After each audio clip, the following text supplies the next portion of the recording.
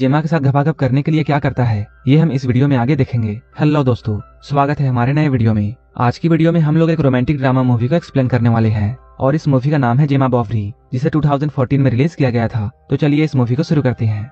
Movie के starting में हम लोग मार्टिन नाम के एक आदमी को देखते हैं। वो फ्रांस के एक छोटे से गाँव में रहता था। वो हमें अपनी स्टोरी खुद ही बता रहा होता है। वो कहता है वो 7 साल पहले पेरिस से यहाँ आया था। यहाँ पर उसके डैड एक बेकरी चलाया करते थे और वो अपने फादर के काम को आगे बढ़ाता है और अब वो अपनी वाइफ के साथ इस बेकरी को संभालता है। एक बार जब मार्टिन ब्रेड बना रहा होता है तब उसका ब्रेड जल जाता है। उसकी वाइफ जब उससे इसके बारे में पूछती है तब वो बताता है वो चार्ली के बारे में सोच रहा था और वो कहता है कहीं चार्ली सुसाइड ना कर ले। उसकी वाइफ उसे समझाती है तुम्हें इन सब के बारे में नहीं सोचना चाहिए क्योंकि चार्ली ऐसा कुछ भी नहीं करने वाला है। इसके बाद मार्टिन चार्ली के घर पर जाता है। यहाँ पर चार्ली अपनी वाइफ जेमा का सामान जला रहा होता है। जेमा का हस्बैंड उसके सामान को क्यों जला रहा था ये हम इस मूवी में आगे जानेंगे। चार्ली जब यहाँ से जाता है तब यहाँ पर मार्टिन को जेमा की डायरी मिलती है। उस डायरी को छुपाकर वो अपने पास रख लेता है। घर आकर मार्टिन उस डायरी को पढ़ता है और यहाँ से इस मूवी की स्टोरी शुरू होती है और ये स्टोरी हमें फ्लैशबैक में दिखाई जाती है। इस मूवी में काफी समय पहले का वक्त दिखाया जाता है। यहाँ जेमा की शादी चार्ली के साथ हो रही होती है और चार्ली जेमा को लेकर इस छोटे से गाँव में रहने के लिए आया था। जब मार्टिन अपने नए पड़ोसियों को देखता है तब वो इनके पास जाता है। ये लोग यहाँ पर काफी बातें करते हैं। एक दिन चार्ली जेमा को लेकर मार्टिन की दुकान पर आता है। यहाँ जेमा मार्टिन के बनाए हुए ब्रेड को टेस्ट करती है। वहीं दूसरी ओर मार्टिन भी जेमा की खूबसूरती को देख रहा था और वो उसकी खूबसूरती को देखकर उसकी तरफ अट्रैक्ट हो जाता है। इसके बाद शाम में जब मार्टिन अपने घर आ रहा होता है तब उसकी मुलाकात रास्ते में जेमा से होती है। ये लोग रास्ते में बातें करते हुए जा रहे थे। इसके बाद मार्टिन उसे गार्डन दिखाने के लिए ले जाता है। यहाँ के फ्लावर्स को देखकर जेमा बहुत खुश होती है। रात में चार्ली मार्टिन के पास आता है और उससे वो कहता है उसके घर की बिजली चली गई है। इसके बाद मार्टिन उसके साथ उसके घर पर जाता है और वहाँ जाकर वो बिजली को ठीक कर देता है। तभी यहाँ मार्टिन की वाइफ भी उसे ढूंढते हुए आ जाती है। इसके बाद ये चारों मिलकर ड्रिंक करते हैं। ड्रिंक करते हुए मार्टिन बस जेमा को ही देखे जा रहा था। इन्हें ऐसे रहते हुए काफी दिन गुजर जाते हैं। एक दिन जेमा मार्टिन की बेकरी पर आती है और वो मार्टिन की ब्रेड्स की तारीफ करती है। मार्टिन उससे पूछता है क्या तुम्हें ये जानना है कि मैं इन ब्रेड्स को कैसे बनाता हूँ। जेमा इन ब्रेड्स को बनते हुए देखने के लिए हाँ कहती है। इसके बाद मार्टिन उसे पीछे वाले कमरे में ले जाता है जहाँ पर वो ब्रेड्स बनाया करता था। जब जेमा ब्रेड्स बना रही होती है तब मार्टिन उससे पूछता है तुम्हें इन्हें बनाने में कैसा लग रहा है। जेमा उससे कहती है मुझे इन्हें बनाने में बहुत मजा आ रहा है। मार्टिन इसी रूम में ब्रेड्स बनाया करता था, इसलिए इस रूम में बहुत गर्मी थी। गर्मी की वजह से जेमा अपना स्वेटर उतारती है। ये सब देखकर मार्टिन अपने आप पर काबू नहीं कर पा रहा था और उसके मन में हवस जागने लगती है और वो यहाँ जेमा को देखे जा रहा था। मार्टिन अपने दुकान के बाद अपना ज्यादा वक्त अपने फैमिली को देता है। जब एक बार वो अपनी बेकरी जा रहा होता है तब उसे रास्ते में जेमा मिलती है। मार्टिन उससे पूछता है तुम इतने दिनों से ब्रेड खरीदने क्यों नहीं आ रही हो। जेमा उसे बताती है कि वो डाइटिंग पर है, इसलिए उसने कुछ दिनों से ब्रेड खाना बंद कर दिया है। इसके बाद वो उसे गुड बाय कहती है और यहाँ से जाने लगती है। लेकिन तभी उसके पीठ पर एक कीड़ा काट लेता है जिससे जेमा को बहुत दर्द होता है और वो चिल्लाकर मार्टिन को अपने पास बुलाती है और उसकी हेल्प करने के लिए बोलती है। मार्टिन उसकी हेल्प करने लगता है और वो उसके कपड़े को हटाकर कीड़े को ढूंढता है। मार्टिन जेमा से कहता है तुम्हें एक जहरीले कीड़े ने काट लिया है और मुझे इसका जहर चूस के बाहर निकालना होगा। जेमा उसे जल्दी से वैसा करने के लिए बोलती है। इसके बाद मार्टिन बिना वक्त गंवाए उस कीड़े के जहर को बाहर निकालने लगता है। इन दोनों को ऐसा करते हुए देखने में काफी अजीब लग रहा था। उसी वक्त एक लड़का वहाँ आता है। वो इन दोनों को ऐसा करते हुए देखता है और वो मार्टिन के पास जाकर उससे ये पूछता है तुम इसके साथ क्या कर रहे हो। इसके बाद मार्टिन उस लड़के को सारी बातें समझा रहा होता है, लेकिन तभी जेमा बेहोश हो जाती है। इसके बाद ये दोनों उसे हॉस्पिटल लेकर जाते हैं। डॉक्टर उसका ट्रीटमेंट करता है और वो उससे कहता है तुम जल्द ही ठीक हो जाओगी।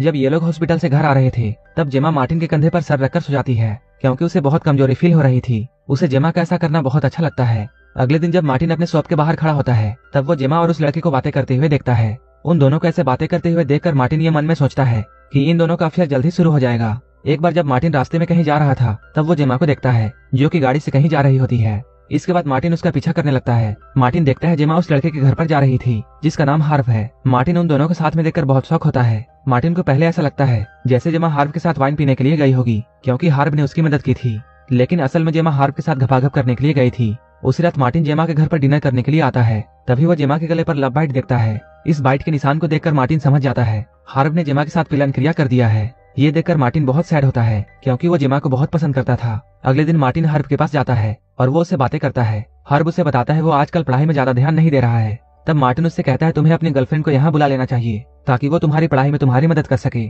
थोड़ी देर बाद हार्व जेमा को अपने घर पर बुलाता है। जेमा के यहाँ आते ही मार्टिन कहीं बाहर छुप जाता है। जेमा जैसे ही यहाँ अंदर आती है ये लोग साथ में भयंकर घपाघप करते हैं। हार्व और जेमा को ऐसा करते हुए देखकर मार्टिन को पूरा यकीन हो जाता है कि इन दोनों का अफेयर चल रहा है। अब जेमा हार्व के घर पर अक्सर आया करती थी और ये दोनों साथ में बहुत एंजॉय करते थे। ऐसे ही काफी दिन बीत जाते हैं। एक दिन जेमा मार्टिन के बेकरी में आती है और वो यहाँ से ब्रेड खरीदती है, लेकिन वो ब्रेड का एक टुकड़ा ले जाना भूल जाती है। इसके बाद मार्टिन उस ब्रेड को देने के लिए उसके घर जाता है, लेकिन जैसे ही वो घर के पास पहुंचता है उसे कुछ आवाजें सुनाई देती है। उन आवाजों को सुनकर वो वहीं पर छुप जाता है। जब वो खिड़की से अंदर देखता है तब वो पाता है हर्ब और जेमा घपाघप कर रहे थे। ये दोनों एक दूसरे के काफी करीब थे और जेमा हर्ब को आई लव यू बोलती है, जिसे सुनकर मार्टिन को बहुत गुस्सा आता है।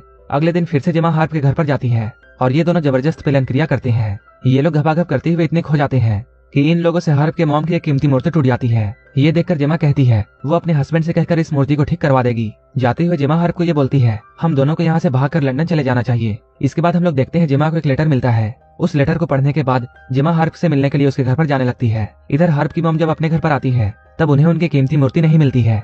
हर्ब अपनी मॉम को बोलता है उस मूर्ति में स्क्रैच आ गई थी, इसलिए उसने उस मूर्ति को पास के एक आदमी को ठीक करने के लिए दिया है।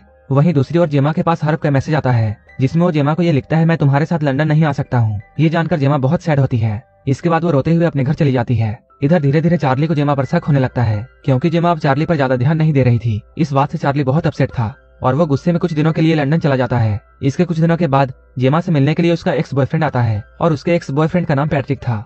कुछ देर बाद मार्टिन इन दोनों को सड़क पर किस करते हुए देखता है। ये देखकर मार्टिन समझ जाता है कि जेमा को क्या चाहिए। इसके अगले दिन पैट्रिक जेमा के घर पर आता है। जब ये लोग एक दूसरे से बातें कर रहे होते हैं उसी वक्त चार्ली भी अपने घर वापस आ जाता है। जैसे ही वो अपने घर पर अंदर जाता है वो भागता हुआ फिर से बाहर आता है और वो मार्टिन से हेल्प मांगता है। इसके बाद मार्टिन जब चार्ली के घर पर अंदर जाता है तब वो जेमा को मरा हुआ देखता है। उसे देखकर मार्टिन बहुत शॉक होता है। कुछ ही देर बाद पुलिस यहाँ आ जाती है और वो जेमा की बॉडी को पोस्टमार्टम के लिए ले जाती है। इसके बाद जब जेमा की पोस्टमार्टम की रिपोर्ट आती है तब मार्टिन को यह बात पता चलती है कि जेमा की मौत उसके गले पर ब्रेड फंसने से हुई थी।